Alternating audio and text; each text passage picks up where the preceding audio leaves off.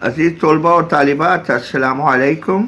हम सबक पढ़ रहे हैं मुझे मेरे दोस्तों से बचाओ, और इस सबक का काफ़ी हिस्सा हमने पढ़ लिया।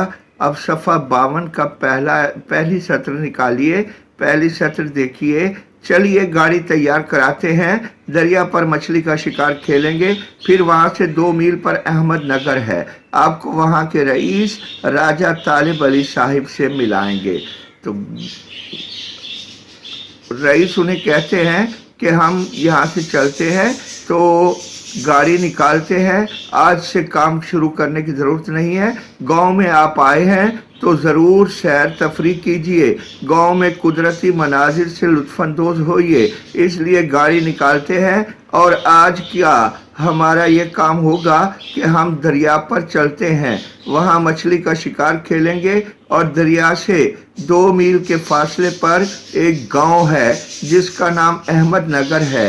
इस गांव के नवाब जो हैं राजा तालिब अली साहिब हैं, आपको उनसे भी मुलाकात कराएंगे। मुसन्निफ आगे बयान करते हैं कि मेरा माथा वहीं ठुका, मुझे आने वाली परेशानी का खदशा हुआ, खटका हुआ कि अगर यही हाल रहा तो यहाँ भी फुर्सत मालूम।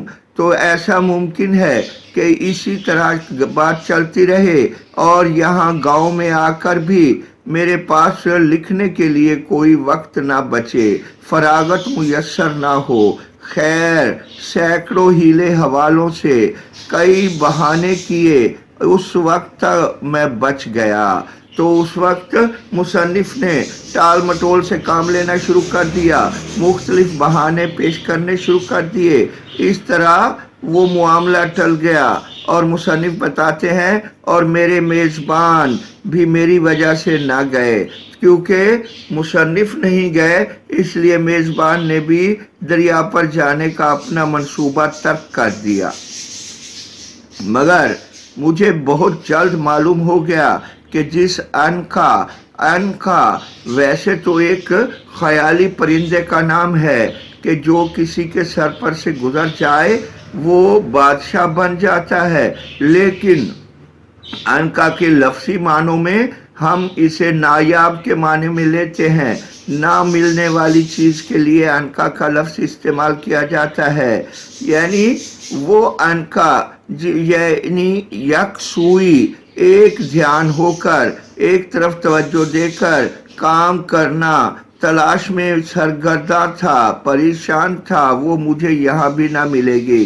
गोया उसने मुसन्निफ ने अंदाज़ा लगा लिया कि यहाँ जो मेज़बान की कैफियत है ये तो बस घूमने घुमाने के शाइक हैं और इन्हें यही शौक़ है कि ये अपने दोस्तों को और दोस्तों से मिलाते चले जाएं।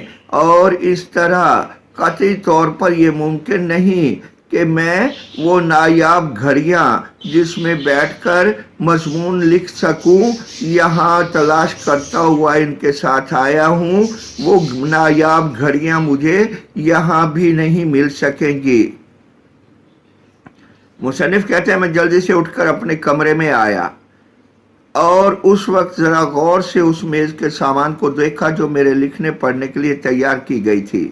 मेज़ पर निहायत कीमती कामदार कपड़ा पड़ा हुआ था जिस पर एक कतरा गिराना गुनाह कबीरा से कम न होगा। चांदी की दवात, मगर स्याही देखता हूँ तो सूखी हुई। अंग्रेज़ी कलम निहायत कीमती और नायाब, मगर अक्सर में निब नदारद। जाजिब कागज़ एक मखमली जिल्द की किताब में, मगर लिखने के कागज़ पता नहीं।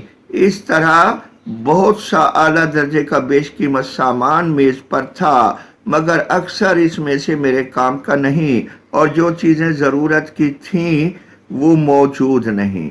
लीजिए जी, अब मुसन्निफ अपने कमरे का हाल बयान करते हैं जो कमरा शाकिर खान साहिब ने उनके लिए आरास्ता करा रखा था, तैयार करा रखा था। मुसन्निफ कहते हैं मैंने जब टाल मटोल से काम लिया और दरिया पर जाने से जान छूटी तो मैं फौरन उठा और अपने कमरे में आ गया और अपने कमरे में आकर अपने लिए मखसूस की गई अशिया का जायज़ा लेने लगा। जब मैंने उस सारे सामान को उस वक्त देखा तो मेज के सामान पर जो चीजें थी, मेज पर जो सामान था, मेज पर जो चीजें थी जो मेरे लिखने पढ़ने के लिए तैयार की गई थी, मेज पर उनमें से निहायत कीमती कामदार कपड़ा पड़ा हुआ था। यानी मेज पर एक मेजपोश था, जो मेजपोश बहुत ही खूबसूरत कढ़ाई वाले काम का कपड़ा था और बहुत महंगा कपड़ा था। अगर इस पर लिखते हुए एक छींट भी, कतरा बूंद छींट,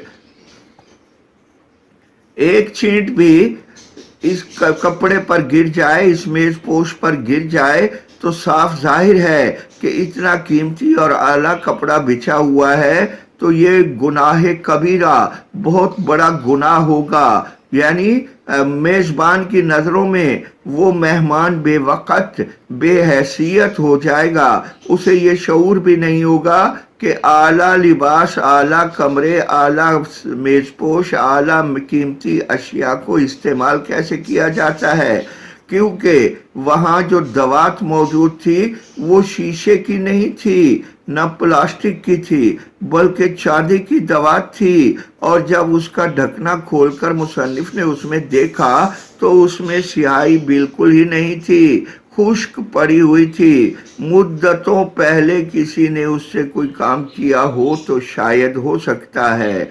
और इसी तरह अंग्रेजी कलम यानी फाउंटेन पेन के लिए ये लफ्ज इस्तेमाल हुआ है। तो वहाँ फाउंटेन पेन, अंग्रेजी कलम बड़े कीमती और नायाब, आम लोगों को जो मुयस्सर ना हो, महंगे तरीन और कीमती पेन पड़े हुए थे, मगर जिस पेन को भी देखा उनमें निब नहीं था। अच्छा, आम बोलचाल में बच्चों हम निब मुअन्नस बोलते हैं, लेकिन उर्दू में निब मुज़क्कर है, इसलिए उर्दू में निब नहीं था लिखना है, और अक्सर में निब नहीं था।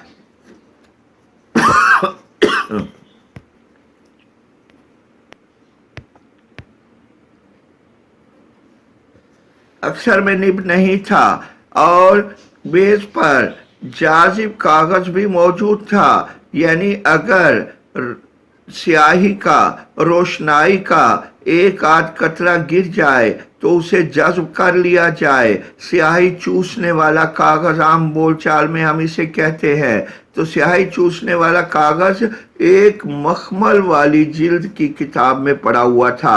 यानी एक किताब पड़ी थी जिस पर मखमल की जिल्द थी। मखमल एक बहुत कीमती कपड़ा है, पुराने जमाने के बादशाह इसका लिबास इस्तेमाल करते थे, और रेशम से बना होता था। तो रेशम की जिल्द और उसमें जाजिब कागज यानी रोशनाई को चूसने वाला कागज मौजूद था, मगर लिखने के कागज वहां हरगिज मौजूद ना थे।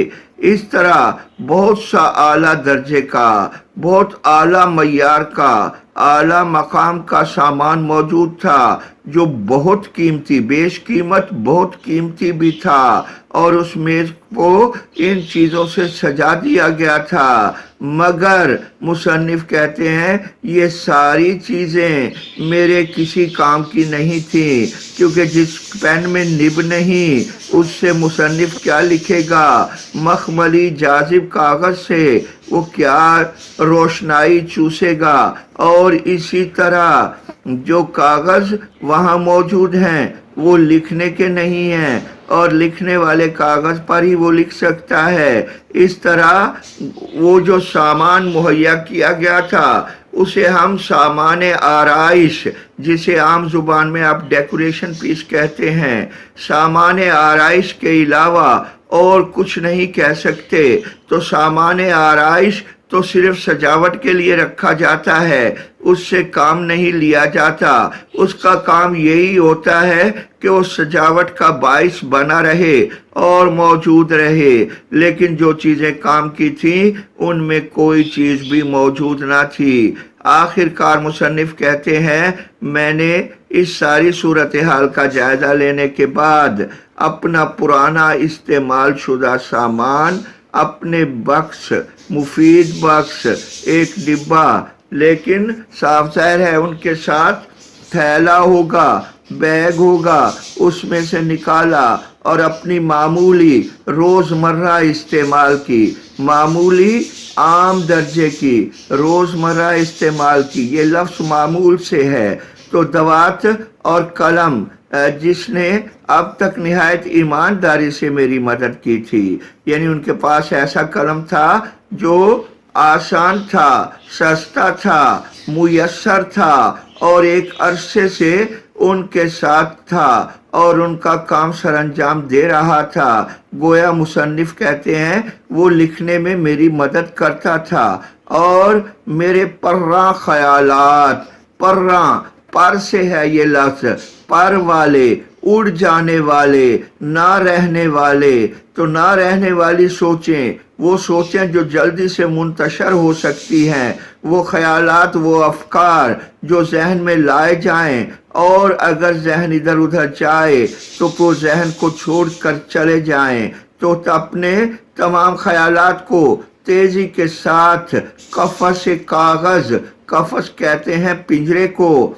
पिंजरा, कागज का पिंजरा, क्योंकि पर्रा पर वाले, तो उड़ने वाले ख्यालात जो हैं उन्हें हमेशा पर पिंजरे में ही कैद किया जा सकता है। इसलिए मुसन्निफ क्योंकि अपने ख्यालात को कागज पर लिखता है तो इसलिए कागज को पिंजरा कह रहा है। तो गोया मुसन्निफ कहते हैं मैंने अपने उड़ जाने वाले ख्यालों को कागज के पिंजरे में बंद कर दिया और इस तरह वो कागज और वो कलम मेरे मदद मुआविन थे और इसी तरह उन्हीं को निकाला जो अरसे से लिखने पढ़ने के मामलात में मेरी मदद कर रहे थे और मैंने लिखना शुरू कर दिया। ये ज़रूर है कि जिन मुर्गान खुशनवा की तारीफ में शोरा इस कदर रत्बुल लिसान हैं, मुर्गान मुर्ग की जमा है, मुर्ग मुर्गी का मुज़क्कर नहीं,